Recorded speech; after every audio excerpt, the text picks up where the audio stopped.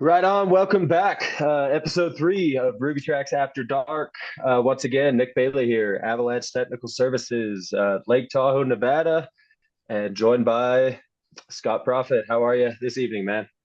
Good, Nick. How are you doing? Good, good. It's a couple weeks have gone by since we did the last one, and we've had Mhm. another week out here of kind of the transitional season. Even though I don't think it's officially fall yet, it's sure been acting like it around here. So we've had some temperatures into the 30s overnight, even I think touching 30 degrees, and a Wow, few more snow flurries up top on the mountains. So yeah, man, it's rapidly becoming track season. that's crazy. Now here, like last few days, it's getting up into the low 20s. Well, I'm talking Celsius though, so I guess we're polar opposites. Sure. But it's been skookum warm here up until a couple days ago. Like it's been the longest, hottest summer that I can remember ever being on the Wow. island. So Yeah, hopefully it's it going to cools be off soon. interesting. Yeah, for sure. Yeah, and I hope you get a decent, get some snow like the good old days here this winter. That's We right. we've got a couple people who are foolish enough to uh, try to forecast or give a prediction for what's going to happen this winter. And one of them Yeah. you may have seen, I had posted earlier this week was hinting at a kind of a weak La Nina pattern, which coincidentally is the same setup that we had 2 winters ago. When the mountains around here had between 60 and 70 feet of snowfall. That was your record snowfall, the record year since the 50s, correct? Yeah, exactly. Yep. The only one bigger in the Sierra Nevada in recorded history, which is only about the last 100 years, I think was in Yeah. 1952. So, Yeah. yeah, I mean, certainly in my lifetime and biggest storm in the last 70 years or so. But yeah, so that was, speaking of the weather here in the Sierra, that was one of the kind of leads into our main topic for today. I think we wanted to try and recap the Ruby Track Invitational Hmm. event. We had the first ever, the inaugural Ruby Tracks Invitational. We hosted.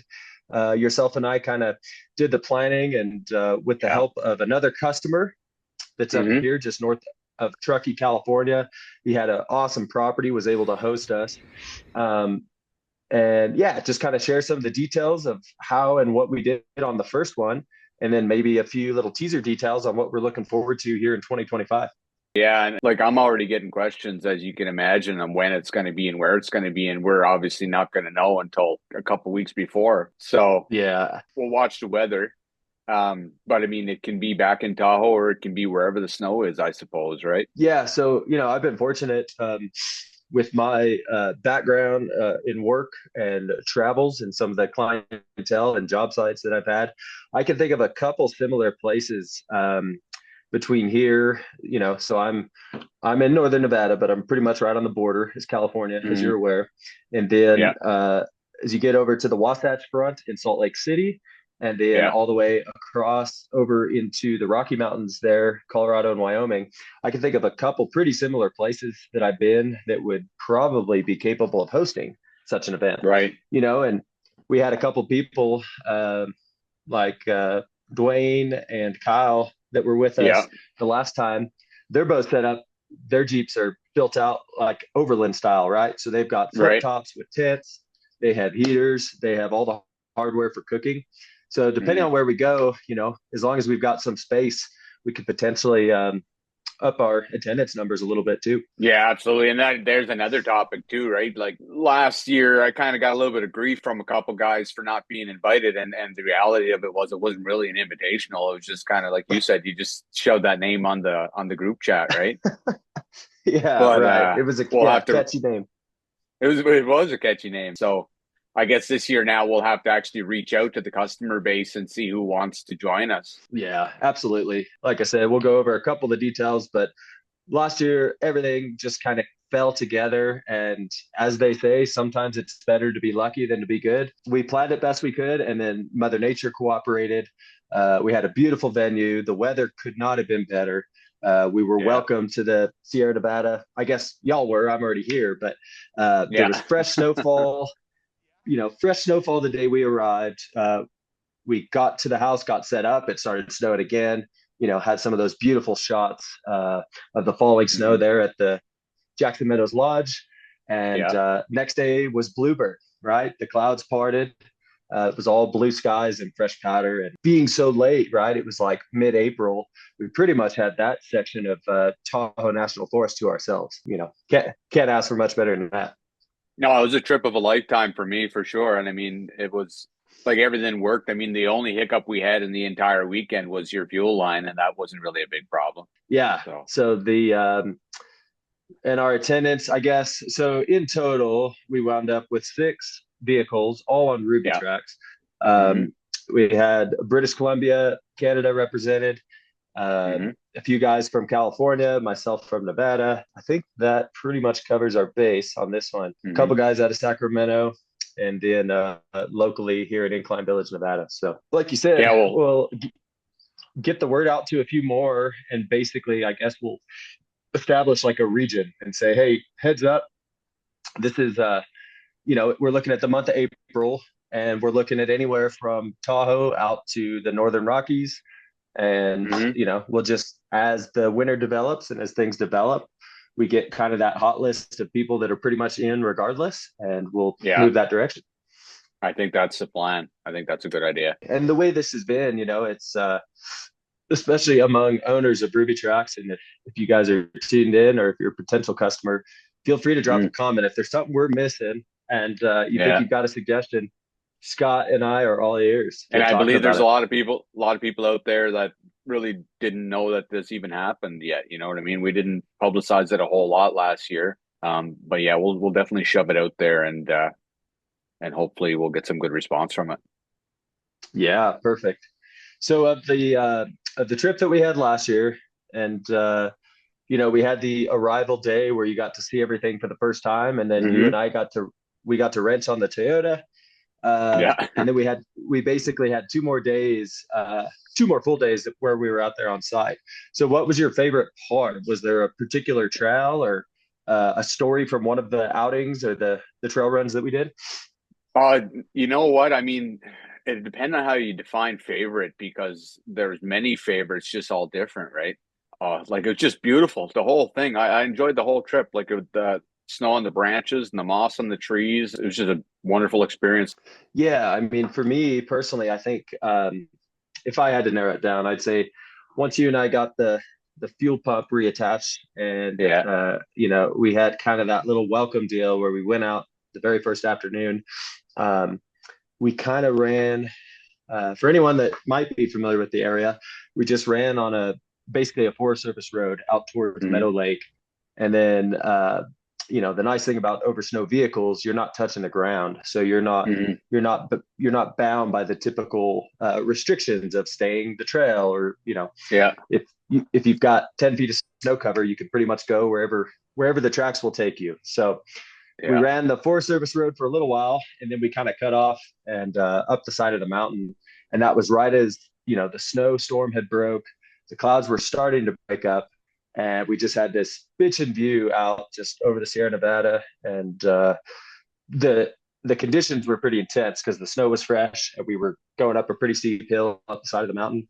Everyone in our party at least made it up the hill, which we didn't necessarily expect, but it worked. Yeah, And absolutely. Some heavy rigs there that it blew my mind. Absolutely. it was I think that and then being of course the first trip, so you had all this anticipation of how it was going to go. You kind of show Hmm. up and everyone gets moving, and then it just hits you that, dude, I'm out here with 6 vehicles that shouldn't be here this time of year, Yeah, and that's right. the Rubitracks are here. Putting them on top of the mountain was pretty cool.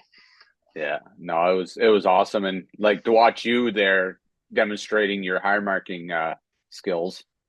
That was Heck yeah. that was pretty epic. I mean, like Yeah, I well, when I first got in with you, and I was nervous. Like honestly, I could feel your Toyota. Like it just felt like we were getting stuck, and then we just kept going and just kept going and just kept going. Like we're going through so much snow and it was just like effortless, but it just like from what I'm used to here, like when your vehicle starts to do that, it's time to stop and back up because you're going right to the bottom. But there you sure. just, yeah, it held you up and kept going. Like it was, yeah, it was pretty phenomenal. I think. Yeah, absolutely. I mean, a lot of, in the ski industry and the snow enthusiasts out here like to call our snow Sierra cement. Um, Yeah. as the crow flies, we're 120 miles from the Pacific Ocean, Hmm. and so we get some storms that are relatively warm. It's cold enough to snow, but that's about it.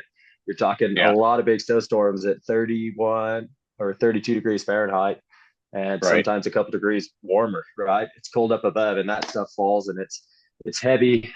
It does pretty well to support vehicles like we have, and allows you to do some pretty wild stuff. That's for sure. Yeah. Not to mention, because it was April, um, typically our peak snowfall, like when we do our official snow depth measurements in this region Hmm. every year, it's on April 1st. So everything you've had, um, it hasn't, the climate hasn't gotten warm enough yet to where you're really losing snowpack.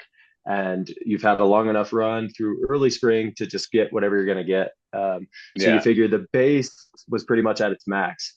And then you start having those freeze thaws in the springtime. And, it gets everything settled. And then lucky us, we got that storm. We have, of course, Yeah. had to plan this thing a month or maybe it was even 6 weeks in advance. And then we just were blessed to have that storm hit as we were arriving and just put that nice playful powder layer on top.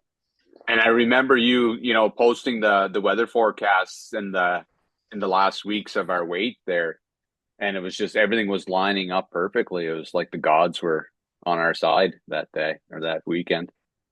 Absolutely. Yeah. And it's funny because before I've been in Tahoe now 11 years. I Mm, was in Northern Colorado for 10 years before that.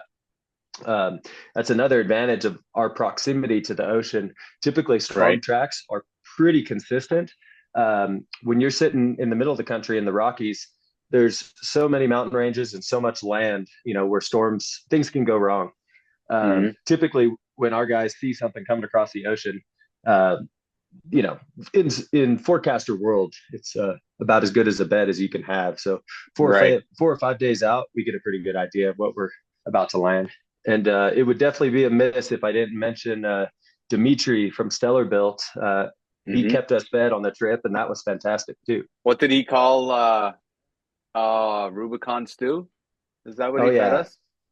yeah. It sounds like that's a pretty old recipe for him. He's used to cooking it up on the trail, and Yeah. yeah, that was fantastic. Yeah, and if anyone hasn't checked out that Stellar Built has a pretty awesome YouTube page as well. So Hmm. Dimitri, the guy we're talking about who ran this Tacoma, wow, there it Right is. there. Yep. Yeah. So he was there with us and he cooked the whole time. Did an awesome job. He's a hell of a man. So Yeah. check that out as well. Yeah, his channel, I've been watching it quite a bit lately. Yeah, it's fun to watch. Heck yeah. Right on. Cool. So more details coming on round two of the Rubitracks Invitational coming Hmm. spring of 2025. Yeah. And then last, I think just as a little tidbit, I think it's official. We have the name for the new product. And Hmm. on our next episode, we'll be doing a full release of the brand new Mountain Edition Rubitracks. Right. So exactly the Rubitracks mountains, the tracks were always named by their size, right? You had your 121-inch and your 136-inch, and the numbers were, I mean, one was bigger than the other, but so now we're going to rename everything, right? We got the Rubitracks Lake, which is the 121. We got the Rubitracks Cross Country, which is the 136. And now we've got the Rubitracks Mountain, which is the hybrid 144, 151-inch system. And to be truthful, I mean, that system wasn't going to happen until the Rubitracks Invitational happened. You have a kind of the baby brother to that system was that one-off system that we built for you to try up there in the mountain. And I was Sure. so impressed with the capability of your vehicle that I just came home and we built a monster set of tracks based on the geometry that you pioneered up there. So it's going to Yeah. be fun to release that and see, you know, they're going to be an extreme set of tracks. You're going to have a fairly built rig to run these tracks, but they should take you just about anywhere you want to go. And definitely they're going to be the biggest out there. There's Yeah, I'd agree. I mean, going into, our initial dealings together, coming up with mm, this high nose 136 kit that I have, Yes. I had kind of scanned the market and taken the research of it's been 10 or 12 years I've been running track converted ATVs and stuff all over northern Colorado, Wyoming, Utah, and then the Sierra Nevada, California, and Hmm. out here.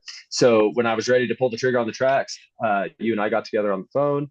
We were able Right. to kind of have for just meeting each other, and you're selling a product and I'm buying. I think we had a Yeah. real respectful conversation, figured out Hmm.